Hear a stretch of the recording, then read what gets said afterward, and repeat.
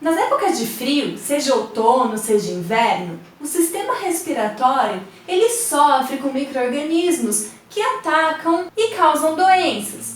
Existem vírus, bactérias, que atacam o trato respiratório superior e se mantêm ali nas nossas cavidades nasais, na nossa garganta, nos causando algumas doenças, como por exemplo os resfriados. E existem aqueles micro-organismos que atacam as vias respiratórias inferiores, atingindo então os pulmões. Nós temos como exemplo a pneumonia. Quer saber um pouquinho mais sobre o sistema respiratório? Então vem comigo, depois da vinheta.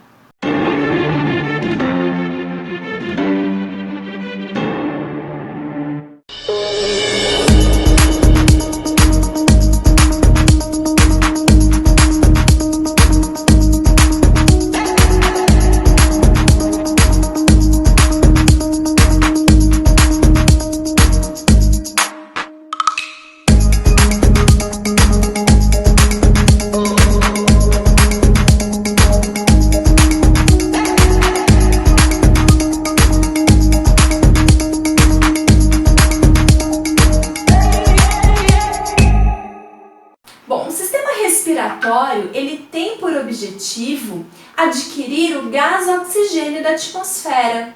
A gente faz um processo mecânico chamado de ventilação. Nesse processo, nós inspiramos o ar, ou seja, fazemos o ar entrar dentro do nosso corpo e expiramos, promovendo a saída do ar. Nesse processo de ventilação, a gente consegue absorver o ar atmosférico. Só que o ar atmosférico ele é composto basicamente de nitrogênio em grande quantidade, cerca de 78% do ar é composto de nitrogênio. Gás oxigênio, mais ou menos aí em torno de 21%, e a outra porcentagem muito pequena, composta de uma mistura de gases, como por exemplo o gás carbônico e o vapor de água. Quando a gente faz o processo de ventilação, a gente promove a entrada do ar dentro dos pulmões e o principal objetivo lá dentro dos nossos pulmões é fazer com que somente o gás oxigênio passe para a nossa corrente sanguínea. A gente vai utilizar esse gás oxigênio nos processos de produção de energia que acontecem dentro das células. Então ele vai ter que ser transportado até chegar em todas as nossas células. Então o caminho que o ar percorre é a entrada pelas narinas ou ainda pela boca, a gente já vai conversar um pouquinho melhor sobre essa diferença, passando pela nossa faringe, laringe, traqueia e chegando até os pulmões. A gente já vai detalhar passo a passo desse percurso, mas a ideia é que aqui dentro dos pulmões o gás oxigênio consiga ser absorvido e passar para a corrente sanguínea. A cavidade nasal, ela tem algumas funções importantes. Por exemplo, é nela que nós temos pelos que filtram as partículas, as impurezas do ar. E temos também um muco que serve para reter essas impurezas. Ela é ligada ao meio externo pelas fossas, pelas narinas, e ao meio interno, à faringe, por estruturas chamadas coanas. São como se fossem túneis por onde o ar passa, que são chamados de coanas. Outra função da cavidade nasal é promover a regulação da temperatura do ar. O ar atmosférico ele pode estar muito mais frio ou muito mais quente do que a temperatura do nosso corpo. Então, lá dentro da cavidade nasal, o ar ele entra numa temperatura e ele é regulado para que a temperatura do ar fique mais parecida com a temperatura do nosso corpo e a troca gasosa consiga ser feita com mais eficiência. Também é na cavidade nasal que ficam os receptores do olfato, para a gente sentir o cheiro. E, aliás, é aqui na cavidade nasal que alguns vírus respiratórios vão se fixar. Por exemplo, o coronavírus, o SARS-CoV-2, é aqui que ele encontra os receptores para poder entrar dentro das nossas células. O ar poderia ser inspirado pela boca? Poderia. A grande desvantagem de inspirar o ar pela boca é que ele não passa pelo processo de filtragem e nem pelo processo de regulação de temperatura. Depois da cavidade nasal, o ar passa pela faringe. A faringe é um órgão comum entre o sistema digestório e respiratório, aqui na região da nossa garganta. Ela direciona os alimentos para o esôfago e o ar para a traqueia. Existe aqui nessa região uma válvula chamada epiglote que tem a função de tampar a traqueia toda vez que a gente engole. Esses dois mecanismos, engolir ou deglutir e respirar, são processos que não conseguem acontecer ao mesmo tempo. Então, enquanto a gente está engolindo, a epiglote fecha a traqueia para impedir que alguma partícula estranha possa descer pela traqueia e chegar aos pulmões. Às vezes isso pode acontecer. Se a gente engole uma partícula muito pequenininha e respira errado ou fala junto, pode ser que ela desvie e entre na traqueia. Nesse momento, o corpo responde com golpes de ar, então a gente tosse para poder expelir essa partícula da traqueia. Quando uma pessoa engasga, imediatamente a gente precisa observar a reação da pessoa que está engasgada e fazer uma pergunta muito óbvia. Você está engasgado? Por que isso? Porque a resposta da pessoa vai nos dizer a reação que a gente tem que ter. Se a pessoa estiver tossindo ou conseguir falar alguma coisa nesse sentido, significa que o ar está passando pela traqueia.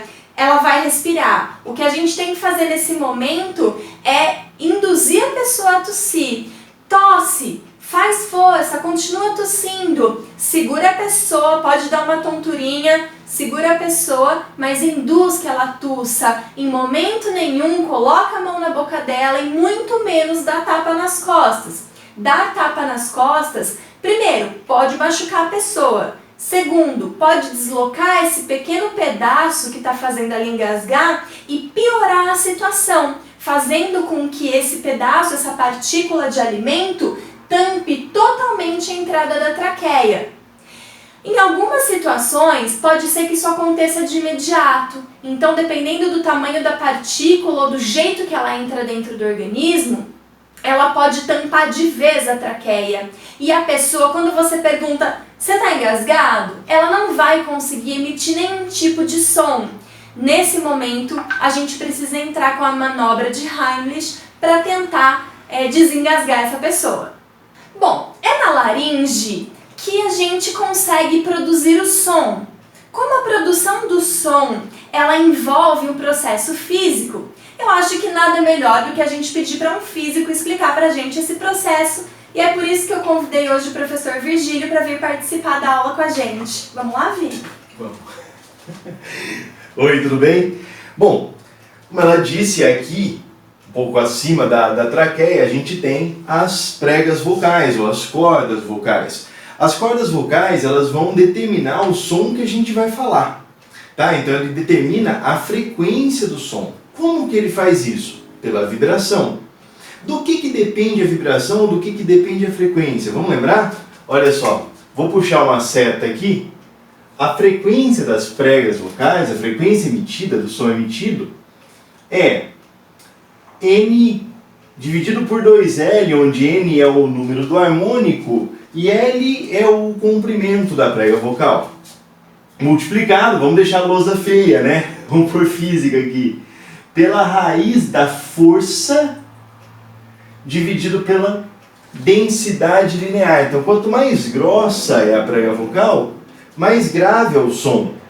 Quanto maior é a prega vocal, mais grave é o som. Por quê? Porque a frequência é menor. Essa força a gente consegue pela pressão feita na subglote.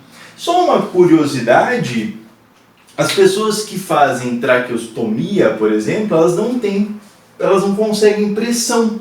Por isso que elas não conseguem falar. Então elas não falam porque elas não têm essa pressão aqui na subglote para gerar a força necessária para vibrar a prega vocal e sair o som. Tá certo? Só isso. Tchau, tchau. Obrigada, Vi. Bom, entendendo então como é que o som é produzido, né? Sempre no processo de expiração. E qual é a diferença? Inspiração é a entrada do ar e a expiração é a saída. A gente só consegue vibrar as cordas vocais quando a gente está expirando e é aí que a gente emite o som. Passando então da laringe, o ar entra na traqueia. A traqueia é um ducto cartilaginoso. Ela é feita de cartilagem hialina, que é uma das principais cartilagens, é a mais abundante que tem no nosso corpo. A gente tem ela, por exemplo, na pontinha da orelha, na pontinha do nariz, e a gente consegue sentir a nossa traqueia quando a gente manuseia o nosso pescoço. É esse tubo grosso que está aqui no nosso pescoço. E se a gente passar bem a mão na traqueia, a gente consegue perceber que ela é cheia de anéis de cartilagem, que estão mais evidenciados aqui no desenho. Qual é a função desses anéis? É fortalecer esse tubo. Quando a gente pega um canudinho muito simples, como esse que está aparecendo aqui na imagem para vocês, e dobra ele, o conteúdo que a gente está sugando não consegue mais passar pelo canudinho. Agora, se a gente pegar esse segundo modelo de canudinho aqui, ele tem essa regiãozinha específica para fazer a dobra e mesmo com o canudinho dobrado, permitir a passagem do líquido que a gente está absorvendo. E a função desses anéis de cartilagem da traqueia é exatamente a mesma desse segundo canudinho. É promover a dobra da traqueia sem que seja interrompido o fluxo de ar, porque nós mexemos o pescoço constantemente e a gente não pode ter o fluxo de ar interrompido. A partir da traqueia, ela se ramifica em dois ductos. Por que dois? Porque nós temos dois pulmões, o direito e o esquerdo. Então, esses dois ductos que se ramificam a partir da traqueia são os brônquios. Os brônquios, eles vão ser inseridos nos dois pulmões. A partir desse momento, ele começa a se ramificar em estruturas ainda menores, que são os bronquíolos. E os bronquíolos, eles vão terminar em um conjunto de sacos, pequenos saquinhos que são chamados de alvéolos. É dentro dos alvéolos que vai acontecer a troca gasosa. E a gente já vai falar um pouquinho sobre isso com mais detalhes. O pulmão direito, ele é dividido em 3 partes, que são chamadas lobos, e o pulmão esquerdo em 2 lobos. O meio deles é o mediastino, é onde está o coração. E pelo fato do coração ser voltado para o lado esquerdo, o nosso pulmão esquerdo ele é um pouquinho reduzido no tamanho com relação ao pulmão direito. Os alvéolos pulmonares, eles são irrigados por capilares. Esses capilares, eles estão trazendo o sangue e é entre os alvéolos e esses capilares que acontece a troca de gases. Então, o ar que está chegando nos pulmões passa através dos alvéolos para o interior da corrente sanguínea por esses capilares.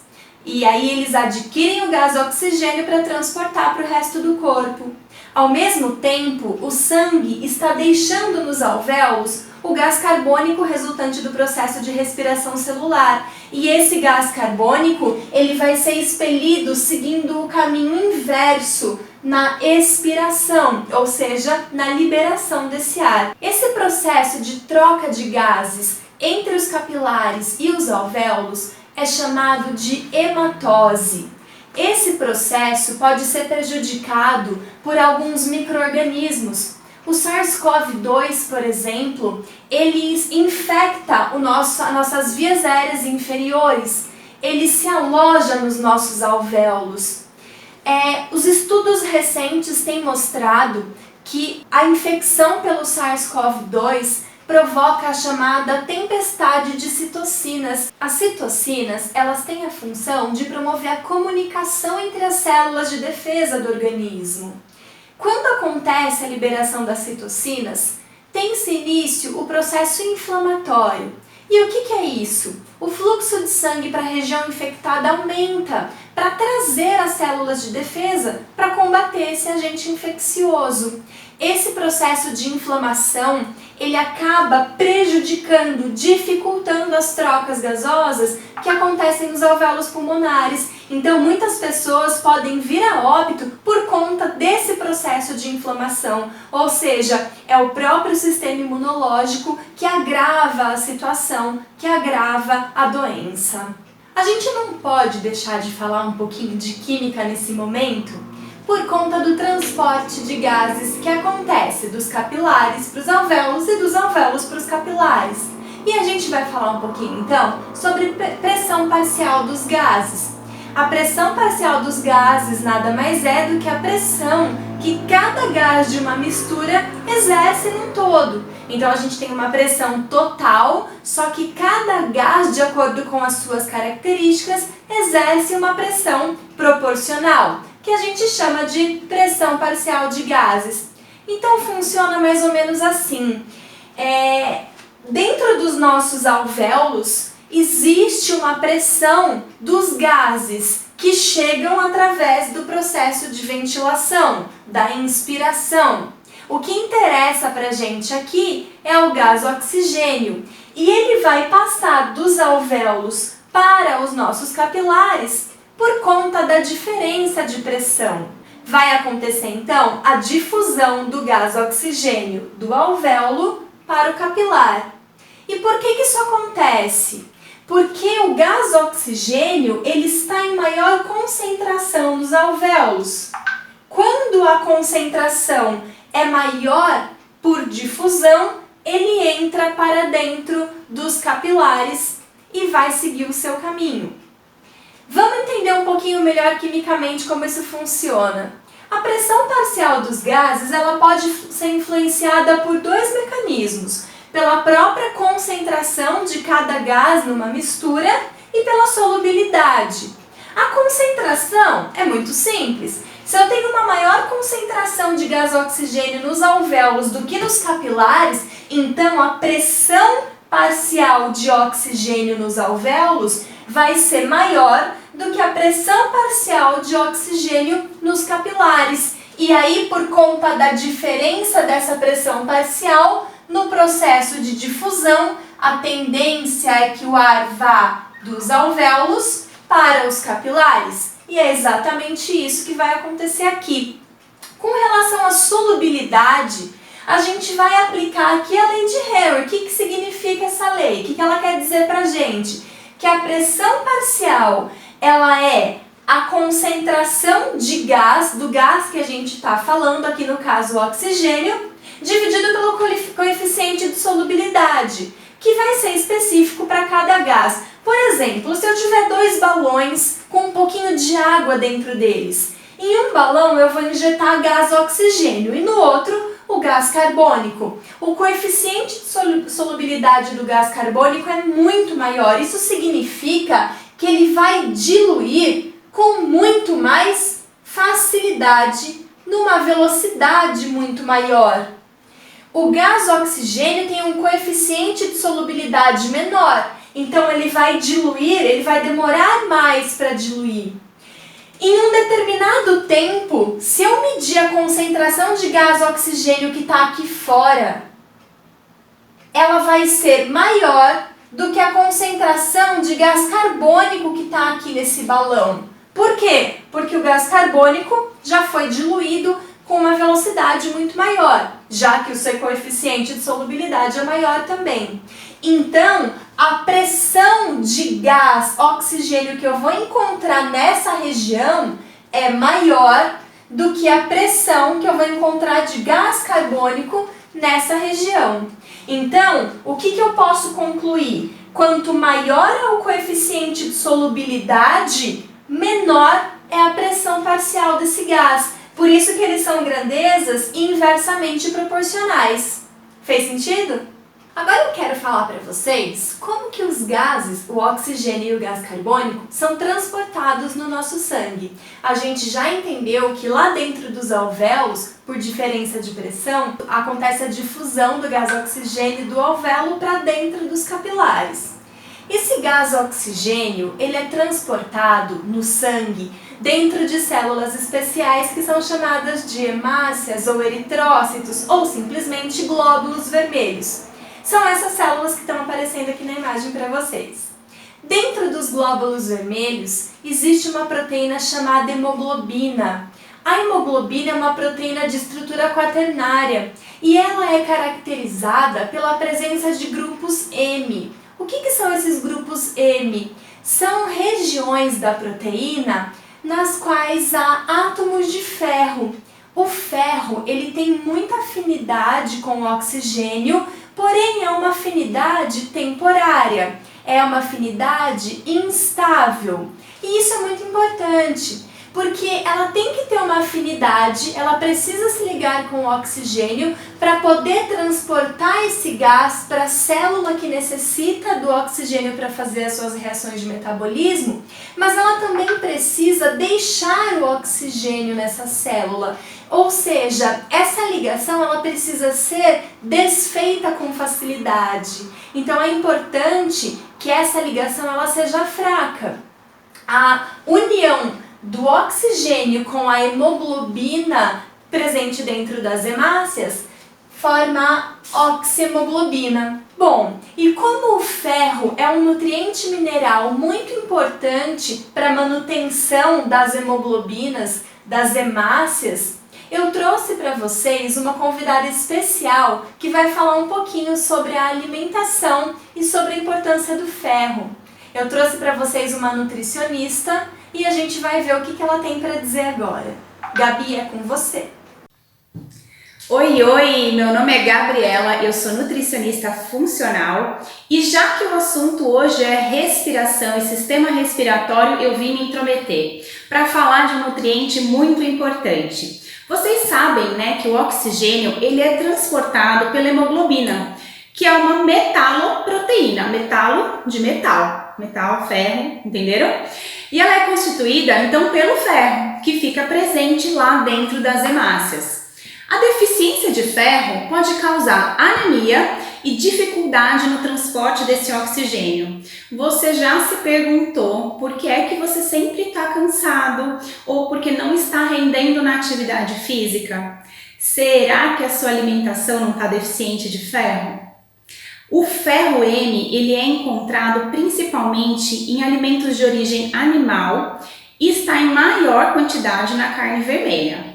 O ferro não M ele é encontrado em alimentos de origem vegetal, como as leguminosas, feijões, lentilha, grão de bico. Só que essa fonte de ferro, para ela se tornar mais biodisponível e mais fácil de ser absorvida, ela precisa estar conjugada e associada a uma fonte de vitamina C, vegetais verdes escuros e frutas cítricas. Então agora você já conhece o nutriente aí mais importante que faz parte desse processo da respiração e já sabe como melhorar isso na sua alimentação também. Bom, além do oxigênio, o gás carbônico ele também pode ser parcialmente transportado dentro das hemácias. Isso acontece numa proporção pequena. Uma pequena porcentagem do gás carbônico é transportado dessa forma. Então, quando a gente tem o gás carbônico ligado nas hemácias, nós formamos a carbohemoglobina. Há ainda uma porção menor do gás carbônico que pode ser transportada simplesmente diluída na água do plasma, mas a grande maioria do gás carbônico é transportado no nosso sangue na forma de bicarbonato. E eu fiz um esqueminha aqui para mostrar para vocês como é que acontece esse processo. Então, os tecidos, as reações de metabolismo que acontecem nas células dos tecidos do corpo produzem o gás carbônico. Esse gás carbônico, ele é liberado na corrente sanguínea e vai entrar dentro das hemácias. Ela tem uma participação importantíssima aí. O gás carbônico, quando ele se funde, quando ele se mistura com a água, ele vai formar o ácido carbônico. Esse ácido carbônico é um ácido fraco e ele vai se separar em íons hidrogênio e bicarbonato. Esse bicarbonato vai ser levado ao plasma, vai sair e vai ser transportado através do plasma. Olha só que interessante. Esse hidrogênio que foi formado aqui, ele vai deslocar o oxigênio que está ligado à hemoglobina. Eu não sei se vocês lembram, mas falamos anteriormente que o oxigênio ele é transportado na hemoglobina das hemácias. A hemoglobina está aqui ligada ao oxigênio. Quando tem a formação do íon hidrogênio aqui, ele vai deslocar esse oxigênio, ele consegue ser liberado por essa hemoglobina e vai ser transportado para dentro dos tecidos e poder realizar suas reações de metabolismo. Bom, o gás carbônico, então, ele produziu bicarbonato para ser transportado pelo plasma. Quando chega nos alvéolos, acontece uma outra reação. Uma enzima importantíssima participa desse processo e ela é chamada anidrase carbônica. O que vai acontecer? Esse bicarbonato ele vai voltar para dentro das hemácias e através da reação inversa ele vai produzir gás carbônico. Então o gás carbônico ele vai poder ser eliminado pelos alvéolos pulmonares no processo de expiração. Outra coisa interessante para a gente comentar aqui é a presença do monóxido de carbono no nosso corpo. O monóxido de carbono é resultante da combustão incompleta de alguns combustíveis. O monóxido de carbono, ao contrário do oxigênio, ele tem uma afinidade com a hemoglobina das hemácias 2.000 vezes maior. E olha só, quando eu tenho o organismo exposto ao monóxido de carbono, pode ser num incêndio, pode ser por conta do escapamento de carros, por exemplo. Eu não sei se vocês já repararam, mas quando a gente entra em túnel, existem placas dizendo, em caso de congestionamento, desligue o motor. Por quê? Porque a queima do combustível do carro produz, através da queima incompleta, produz o monóxido de carbono. E como é um ambiente fechado, as pessoas podem inalar esse gás. A inalação desse gás vai fazer com que ele se combine com a hemoglobina, formando a carboxihemoglobina, que é um composto estável. Isso significa que não vai se desfazer a ligação. Então, as hemácias que estão ocupadas pelo monóxido de carbono, elas não vão ter espaço disponível para transportar o gás oxigênio. E aí a falta do transporte de gás oxigênio, a falta de hemácias para se ligar ao gás oxigênio vai trazer um quadro de asfixia. Mas não é uma asfixia mecânica como um enforcamento, é uma asfixia que vai dando uma sonolência e aí a pessoa acaba morrendo, ela acaba pegando no sono e morrendo pela falta do transporte de gás oxigênio. Acho interessante a gente comentar aqui mais um pouquinho de química interferindo aqui na nossa biologia sobre o sistema tampão. O nosso organismo ele funciona muito bem num determinado pH que fica entre 7,35 e 7,45. A gente diz que o pH adequado para o funcionamento das enzimas do nosso organismo é em torno de 7,4. Se eu tenho pH menor, eu vou sofrer um processo de acidose. Ou seja, eu vou fazer o meu pH ficar mais ácido. Isso não pode passar de 6. 6 é o limite mínimo do pH. Já é um estado grave, mas menos do que 6 certamente leva à morte.